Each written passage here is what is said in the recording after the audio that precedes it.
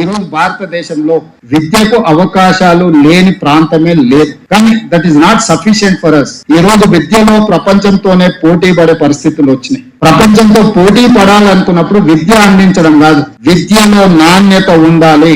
AI తుఫాన్ వస్తున్నది, AI tsunami లాగా వచ్చి వేలాది లక్షలాది మంది వైట్ కాలర్ జాబ్లు పోతున్నాయి అని చెప్పి రోజు పేపర్లలో టీవీలలో చూస్తున్నాం. ఈ దేశం యొక్క ఆర్థిక వ్యవస్థ, ఈ దేశం యొక్క భవిష్యత్తు వేగంగా అత్యంత ప్రమాదం వైపు ప్రయాణం చేస్తుంది. అందుకే ఈ రోజు స్కిల్ అనేది అవసరం. స్కిల్ లేకుండా వైట్ కాలర్ కి ప్రత్యామ్నాయమే blue collar. Blue collar jobs చేయాలి, బ్లూ కాలర్ అభివృద్ధి చేయాలి అని అంటే వాళ్లకు సాంకేతిక నైపుణ్యాన్ని అందించాలి. ఈ రోజుల్లో ప్రతి సంవత్సరం తెలంగాణ రాష్ట్ర ప్రభుత్వం తరఫున తెలంగాణ రాష్ట్రంలో 1,10,000 మంది ఇంజనీరింగ్ గ్రాడ్యుయేట్స్ పాస్ అవుతున్నారు. అందులో ఎంత మందికి వాళ్ళు తీసుకుంటున్న సర్టిఫికెట్ తగ్గ అవగాహన ఉన్నది, ఎంత మందికి ఆ సర్టిఫికెట్ తగ్గ ఉద్యోగం గాని ఉపాధి గాని దొరుకుతున్నదా? మనం నాణ్యత లేని విద్యను అందించి వాళ్ళకు ఒక సర్టిఫికెట్ ఇవ్వడం వల్ల వాళ్ళ జీవితమే పూర్తి స్థాయిలో దెబ్బతింటున్నది.